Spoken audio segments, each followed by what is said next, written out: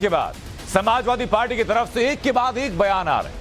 अब समाजवादी पार्टी नेता शिवपाल यादव ने अखिलेश के उस बयान का समर्थन किया जिसमें अखिलेश ने कहा था कि आजम खान को मुसलमान होने की सजा मिली। आजम खान के समर्थन में कांग्रेस उतर आई और इसको लेकर बीजेपी पर एक के बाद एक वार किए जा रहे हैं। मगर विपक्ष की तरफ से चलाए गए इन तीरों को लेकर के सीएम योगी कोई जवाब नहीं दे रहे। सीएम योगी जनसभाएं तो कर रहे हैं मगर उसमें भी विकास की बात। विपक्ष के इस बार पर सीएम योगी की चुप्पी की वजह क्या है, इस रिपोर्ट में जरा देखिए।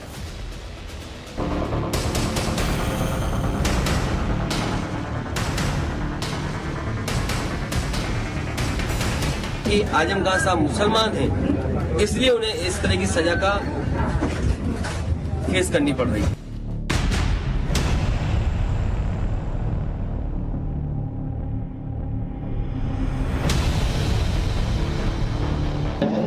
केसों में फंसा करके उनको जेल में भेजना और खासकर मुसलमानों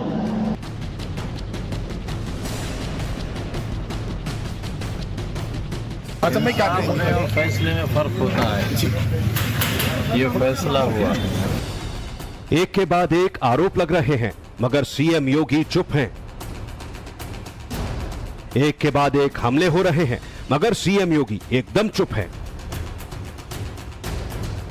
एक के बाद एक वार हो रहे हैं मगर सीएम योगी एकदम चुप हैं।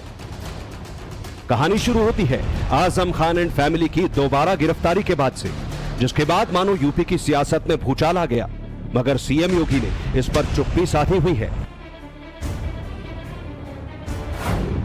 आजम खान, उनके बेटे अब्दुल्ला और आजम की पत्नी तंजीम फातिमा को फर्जी बर्थ सर्टिफिकेट मामले में रामपुर की एमपी एमएलए कोर्ट ने 7 साल जेल की सजा सुनाई, जिसके बाद आजम खान कुछ इस अंदाज में अपना दर्द बयां करते दिखाई दिए। आज फैसला हुआ है जी, अब सुप्रीम कोर्ट जाएंगे सर। फैसले में फर्क होता है। आज फैसला हुआ है सर, क्या अपील करेंगे सर? आजम एंड फैमिली को सजा क्या हुई? आजम खान एक बार दोबारा जेल क्या गए? एसपी समेत पूरा विपक्ष आजम के बचाव में उतर आया। कोई इसको हिंदू मुसलमान का रंग देने लगा, कोई इस बयान का समर्थन करने लगा, कोई कह रहा है कि आजम खान को प्रताड़ित किया जा रहा है। विपक्ष को झूठे केसों में फंसा करके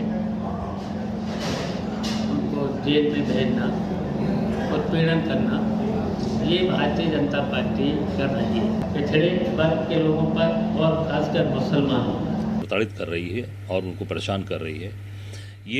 ये जो सोच रहे हैं भाजपा के लोग कि उनको प्रताड़ित करके हमारा वोट बैंक अच्छा होगा या खुश होंगे, मुझे नहीं लगता है कि ये सब चीज़ें उनको इनके पक्ष में जाने वाली हैं, क्योंकि जनता देख रही है और जनता इसका निर्णय 2024 में जरूर करेगी। मामला 2024 का है, मामला चुनावों का है। तो क्या यही वजह है कि विपक्ष को और खासकर समाजवादी पार्टी को आजम खान को मिली सजा पर हिंदू मुस्लिम सूझ रहा है? क्योंकि खुद समाजवादी पार्टी के मुखिया अखिलेश यादव की माने तो आजम खान के साथ कुछ ऐसा ही हुआ। उन्हें यूपी में मुस्लिम होने की सजा मिली और इस कारण उन्हें और उनके परिवार को एक बार फिर जेल की हवा खानी पड़ी है। हमें न्यायालय पे भरोसा है, हमें न्यायालय पे भरोसा है। आज नहीं तो कल मोहम्मद आजम खान साहब और उनके परिवार को न्याय मिलेगा।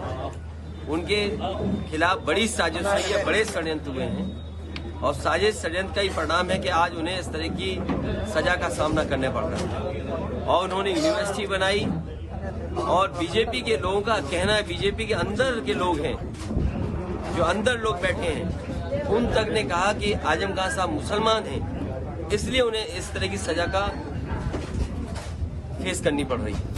अखिलेश यादव के इस बयान को अगर वाकई गंभीरता से लिया जाए तो इसका मतलब साफ ये निकलता है कि अब देश की अदालतें धर्म और मजहब देखकर फैसला देती हैं। अखिलेश जी की माने तो अदालतों में पैरवी और सबूत कोई मायने नहीं रखते। अखिलेश के हिसाब से अदालतें सरकारों के कहे मुताबिक काम करती हैं। अखिलेश और एसपी के इस बयान के पीछे की सियासत को समझना है तो पहले ये जान लीजिए कि आजम खान एंड फैमिली क्यों सलाखों के पीछे गई है। आजम के बेटे अब्दुल्ला पर आरोप है कि उनके पास दो जन्म प्रमाण पत्र हैं, जिनमें से एक जन्म प्रमाण पत्र जनवरी 2015 में लखनऊ नगर पालिका से बनवाया गया और दूसरा रामपुर का है जो 28 जून 2012 को रामपुर नगर पालिका से बना है। उन पर इन बर्थ सर्टिफिकेट का समय समय पर अपनी सुविधा के अनुसार इस्तेमाल किए जाने का आरोप है।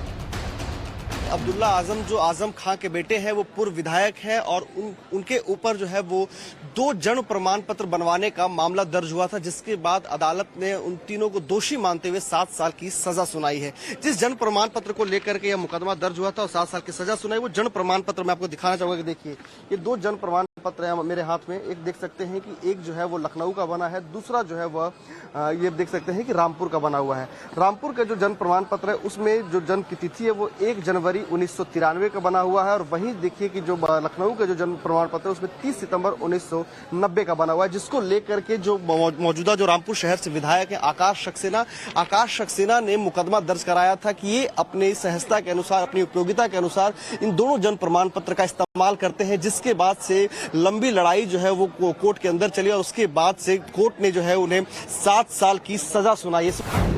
अब्दुल्ला आजम खान पर पहले जन्म प्रमाण पत्र के आधार पर पासपोर्ट हासिल करने और विदेशी दौरे करने और दूसरे प्रमाण पत्र का उपयोग सरकार से संबंधित उद्देश्यों के लिए करने का आरोप है। आरोप यह भी है कि दोनों प्रमाण पत्र फर्जी तरीके से बनवाए गए। आरोप लगे, कोर्ट में जिरह हुई, दलीलें दी गई। आजम के वकील ने उन्हें निर्दोष ठहराया, तो दूसरे पक्ष के वकील ने अपनी दलीलें दी। फिर कोर्ट का फैसला आया और आजम खान जेल चले गए। तो फिर सवाल ये कि क्या समाजवादी पार्टी को इसमें भी मुस्लिम वोट बैंक की सियासत दिख रही है?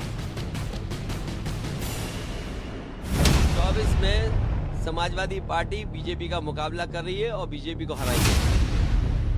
आजम की सजा पर मुस्लिम तुष्टीकरण की सियासत करते हुए सच आज अखिलेश के मुंह से निकल ही गया। अखिलेश ने मान लिया कि सारी तैयारी कर ली गई है। 2024 में समाजवादी पार्टी यूपी में बीजेपी को हराने जा रही है। अब समझिए कल आजम खान को लेकर दिए अखिलेश के बयान के पीछे की सियासत क्या है। यूपी में आजम खान एसपी का एक बड़ा मुस्लिम चेहरा है। मुस्लिमों का एक बड़ा तबका आजम खान को सपोर्ट करता है। रामपुर और उसके आसपास के इलाकों में आजम खान और उनके परिवार का दबदबा है।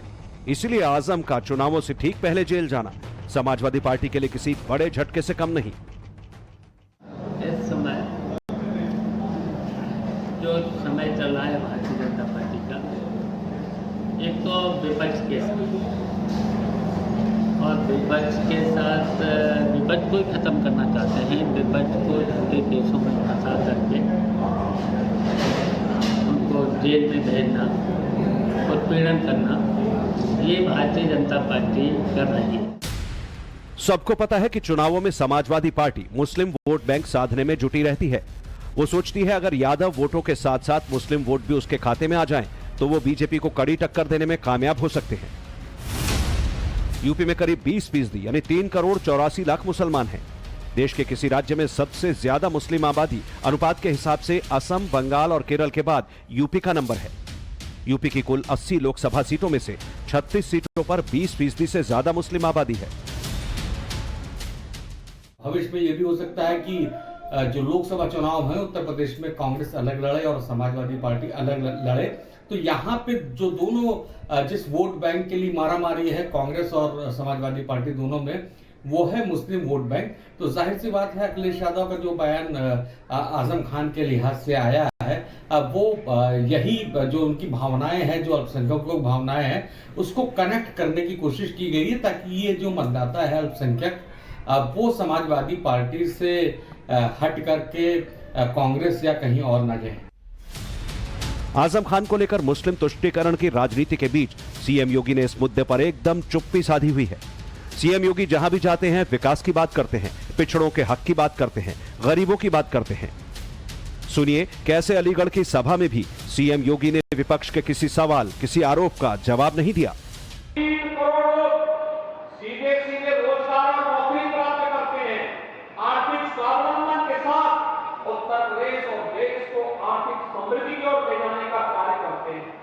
भाई बहनों, ये सभी योजनाएं पीएम विश्वकर्मा की योजना हो या प्रदेश के अंदर विश्वकर्मा श्रम सम्मान की योजना, मुख्यमंत्री सामूहिक विवाह की योजना हो या फिर कन्या सुमंगला की योजना, प्रदेश के अंदर कृषक दुर्घटना बीमा योजना की कार्रवाई हो या फिर समाज के अंतिम पायदान पर बैठे हुए व्यक्ति को समाज की मुख्य धारा के साथ जोड़ करके समाज में व्यवस्था के साथ, प्रगति के साथ सहभागी बनाने